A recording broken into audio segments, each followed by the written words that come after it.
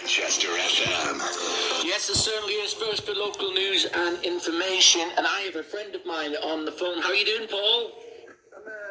I'm doing okay, And welcome. Is it your first time on the radio, buddy?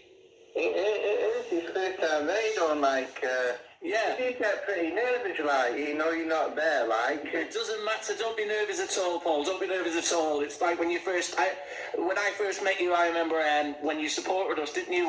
When I was the Lazy Charlotte, you supported us when we headlined Night and Day, wasn't it, in Manchester?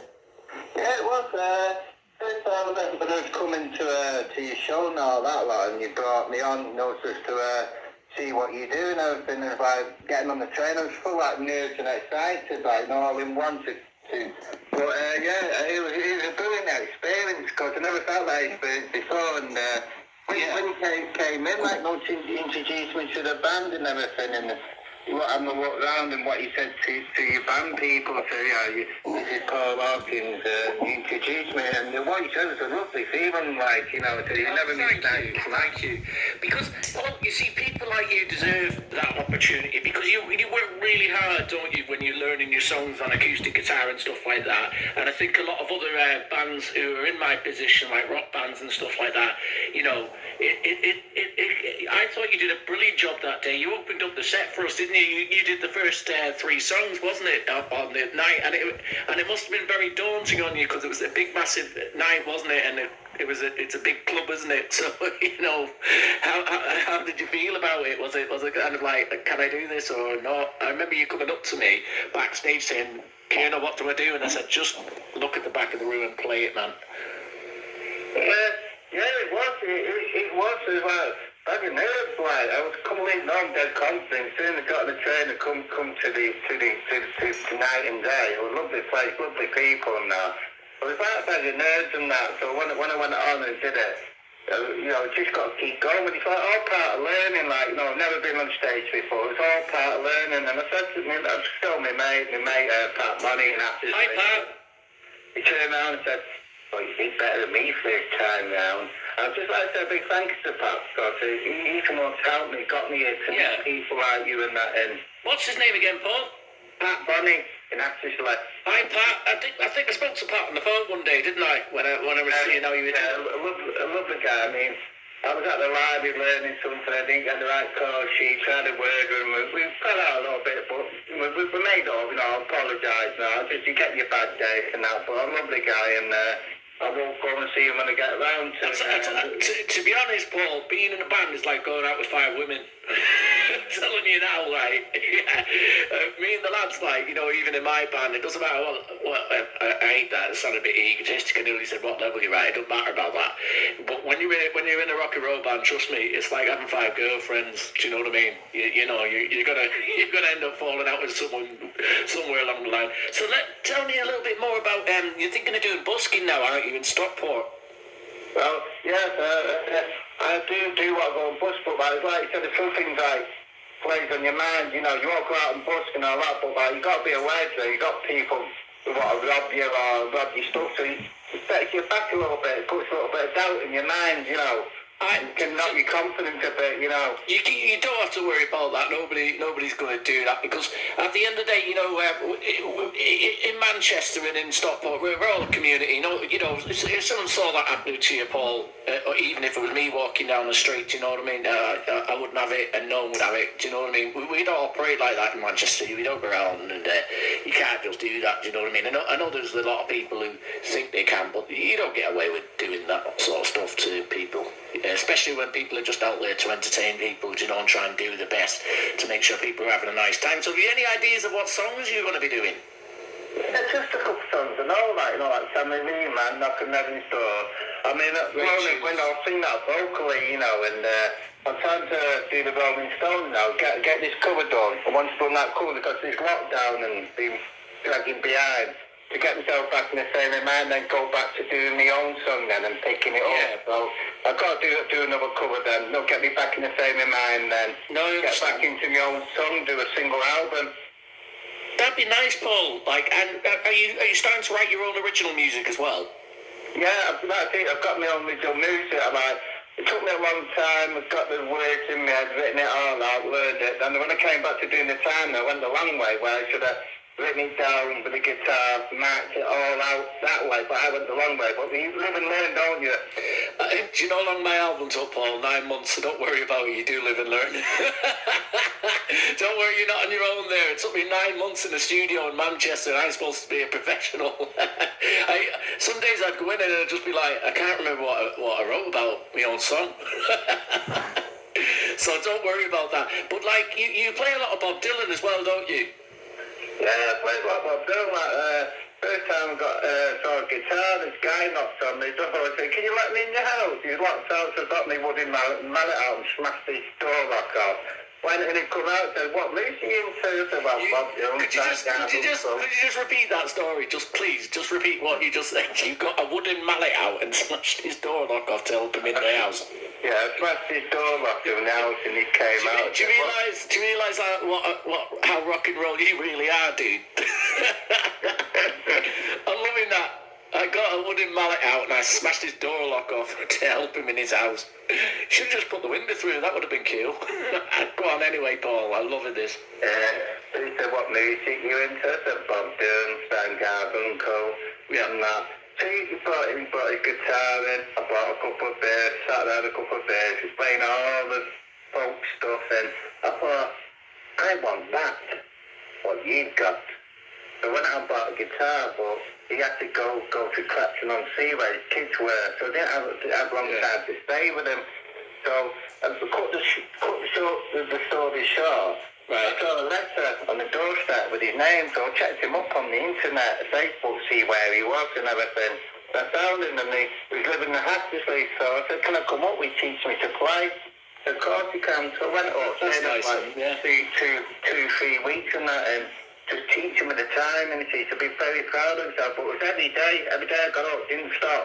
So keep doing what I'm doing, so I thank him, and he's a lovely guy. And what's his name, Paul? What's his name? Pat Bonny. Oh, that is Pat. Yeah, that's the same Pat. Pat Bonny, is it? Yeah. Is it Bonnix or Bonny? Yeah, it's cool. He used to have a music shop called Noted in Marple. Oh, really? Yeah, because I buy most of my stuff. As I believe Jason Scarry, hello to Jason from Fab Music, he sells you your guitars, doesn't he? Yeah. Yeah, I buy a lot of equipment and guitars off Jason. I've currently bought a Fender Jaguar Esquire, and he said, how many have you got now? And I went, too many, but don't tell the wife. No, seriously. You know, why are we stuck for the rent this week? I don't know. Well, look what I got. I found it in a music shop.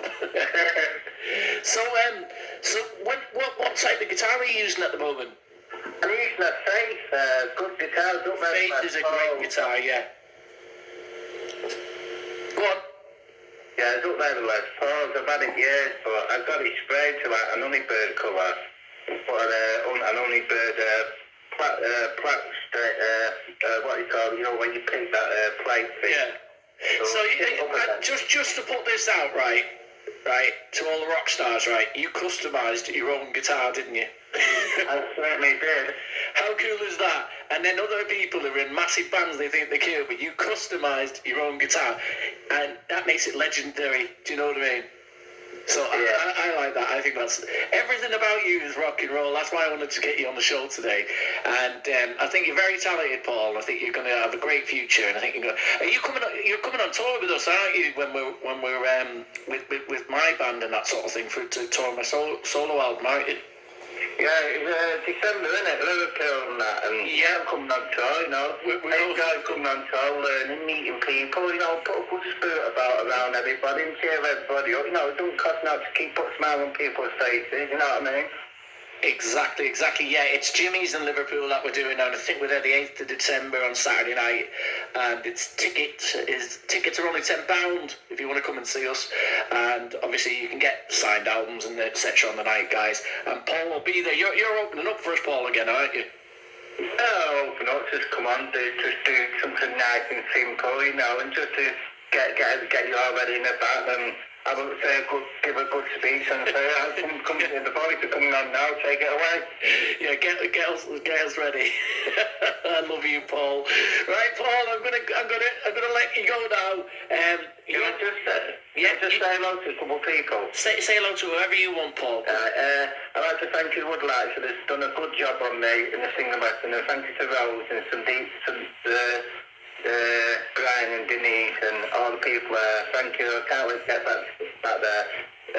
Gavin, you're a good lad. You keep that good work good because you're still fighting your demons. I'd like to say hello to Mark in Woodley, who jam with guitar, and say hello to America, Bob Pedro, Bob Dylan fan, and George is for me. But thank you for bringing me on the show, and you're more than welcome. Give me inspiration, and it's giving me that push, that encourage to push forward now this lockdown and getting the fame in mind. But I'm looking forward to everything, my friend. And don't forget to give your mum and your auntie a shout out because they came to see you, didn't they? Listening. Hello, what's your mum's name, Paul, again? Sheila. Hello, love, and what's your auntie's name? Remy. Yeah, and they came to see you, didn't they, at our concert in Manchester? They certainly did. Well, it was your concert that night.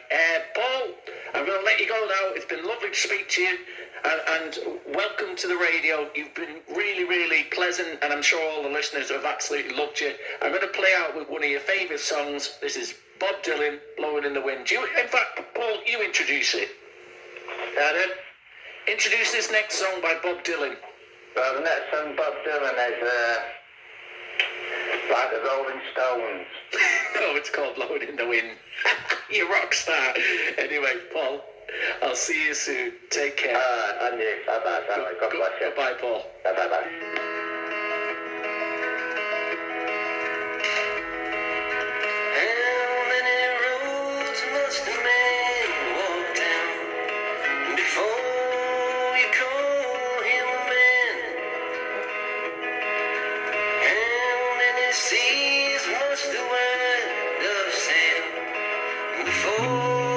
Sleeps in the sand. How many times must the cannonballs fly before they're forever banned?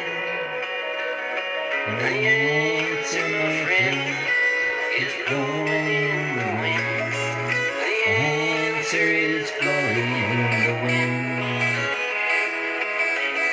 How many years can a mountain exist before it's washed to the sea? How many years can a man last before they're allowed to be free? How many times can a man turn his head, pretend he just doesn't see? The answer, my friend, is blowing in the wind. The answer is blowing in the wind. How many times can a man turn his head? Oh.